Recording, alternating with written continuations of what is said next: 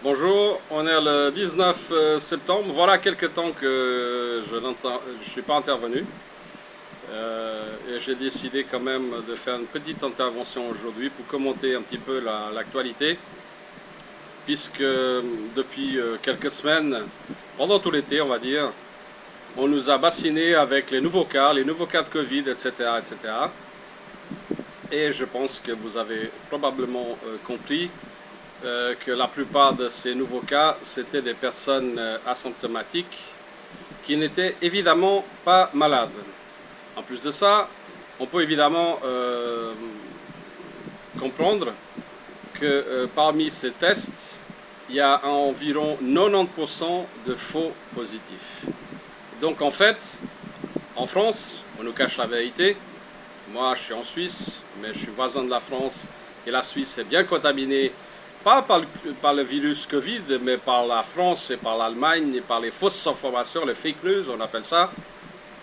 En réalité, chaque jour, chaque minute, des médias dans le monde donnent des fausses informations, des fake news. Je demande à chacun de réaliser ce qui se passe.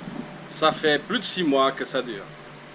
Plus de 6 mois où il n'y a pas une minute dans le monde où il n'y a pas des fausses informations.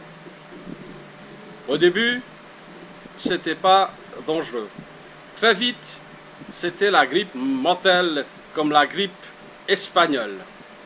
On nous fait tout passer. Au début, on pouvait encore imaginer il y a peut-être un virus dangereux. On nous annonce des centaines et des milliers de morts partout. On gonfle les statistiques. Il n'y a plus du tout de décès dus à la grippe. On stoppe les statistiques de la grippe, on les rajoute au Covid. Et là, on parle en moyenne de plus de 10 000 morts par an en France. En plus de ça, il y a même des gens qui sont tués au coup de fusil au Brésil, par exemple, ou qui ont simplement des arrêts cardiaques en Italie, ou ailleurs et partout dans le monde, des maladies précédentes comme Alzheimer ou cancer, ou etc., etc., etc., des cas, il y en a par milliers, qui ont été comptés comme étant décédés de Covid, alors que c'était pour certains décédés avec le Covid, et pour d'autres simplement décédés, souvent très âgés, même pas sans avoir le Covid, mais on les a intégrés parce que par exemple dans l'EHPAD et dans les maisons de retraite, il y avait une personne qui avait testé positif, donc chaque décès ou chaque malade dans cette maison de retraite est censé avoir le Covid. Étant donné que les chiffres n'étaient pas suffisamment alarmants, on a dépassé les 10 000 cas par jour en France, avec des centaines et des centaines de milliers de tests. Je crois qu'on est arrivé à peu près 1 million de tests par jour. Mais je peux faire qu'un appel, chers citoyens. Arrêtez de vous tester. C'est une bêtise. Refusez de vous tester. Votre employeur vous demande, vous refusez. L'école le demande, vous refusez. On ne peut pas vivre sous cette dictature sanitaire. C'est pas possible. On ne peut pas se tester simplement parce que les autres le demandent. Si on est malade, ok. Si on n'est pas malade, non. Après, le gouvernement passe des vidéos et des publicités anxiogènes absolument désastreux. La dernière vidéo où on voit des réunions et un anniversaire de famille et à la fin, la grand-mère se retrouve en réanimation. Mais sincèrement, combien de personnes qui arrivent malheureusement dans la vie après une fête qui ont un accident de voiture? Le risque zéro n'existe pas. On ne va pas s'arrêter de vivre parce qu'il y a un petit virus, comme une grippe, qui effectivement peut tuer les gens fragiles. Je suis d'accord. J'ai jamais dit que le virus ne tue personne. Mais pareil, les bactéries tuent des gens, les cancers tuent des gens, la faim tue des gens, et les guerres tuent plein de gens. Et qui s'en inquiète? En ce moment, personne. La seule chose qu'on s'en inquiète, on coule l'économie mondiale et on parle du coronavirus. On parle du Covid-19.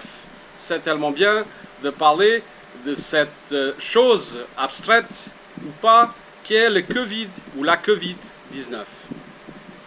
Déjà le nom est tellement, mais tellement mal choisi.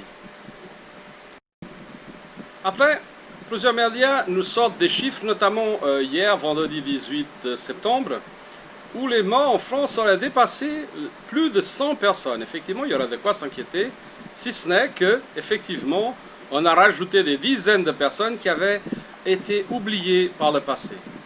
Fausser des statistiques comme ça, c'est complètement aberrant. Alors à ce moment-là, moi, je vais corriger également les statistiques aux États-Unis, où il a été prouvé qu'environ 96% des cas de personnes décédées n'étaient en réalité pas à cause du Covid, mais peut-être avec le Covid. Ce qui fait qu'au final, il reste peut-être, pour un pays de presque 300 millions d'habitants, 10 000 morts. 10 000 morts, c'est peut-être beaucoup, mais c'est certainement pas grand-chose pour un pays de la taille des États-Unis et surtout de la population des États-Unis. Finalement, mes amis, j'invite à toutes et à tous à essayer de comparer les informations, à essayer de voir qui parle vrai. On a des voix absolument incroyables. On a le professeur Toussaint, on a le professeur Raoult, mais on en a plein d'autres parmi des Français un petit peu partout dans le monde. Par contre, au niveau des médias, on a peut-être 99% des médias qui sont actuellement pas de confiance. Parmi les médias de confiance, je vous invite à lire sur Internet France Soir. France Soir est un des médias qui dévoile la vérité, qui passe des vidéos qui sont censurées par YouTube. Parmi les lanceurs d'alerte, on en a tout plein. On a Radio-Canada. Au niveau français, on a par exemple Sylvano Trotta qui vient d'être censuré par une durée indéterminée par YouTube. Et ces vidéos, maintenant, il doit les passer dans d'autres sites. Mais on en a plein d'autres. Et j'invite chacune et chacun à écouter ces personnes qui peut-être donnent leur opinion, mais qui aussi voient et étudient et cherchent l'information. Nous, par exemple, à titre personnel, moi je ne suis pas anti-masque.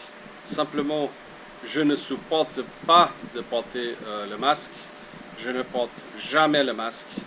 Et je vous informe, par exemple, que pas plus tard qu'aujourd'hui, je viens de refuser de dépenser quelques centaines de francs dans un magasin qui me dit immédiatement à l'entrée on ne rentre pas sans le masque. Il y a des articles qui permettent de rentrer dans un magasin sans le masque, avec des circonstances particulières. Là, je parle pour Genève.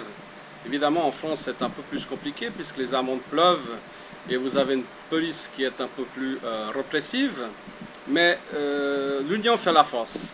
Et si, au lieu d'avoir une personne qui n'a pas le masque, si on a des dizaines, voire des centaines ou des milliers, là, on va gagner. Et après, toutes les mesures exagérées par les gouvernements, il va falloir que ça change.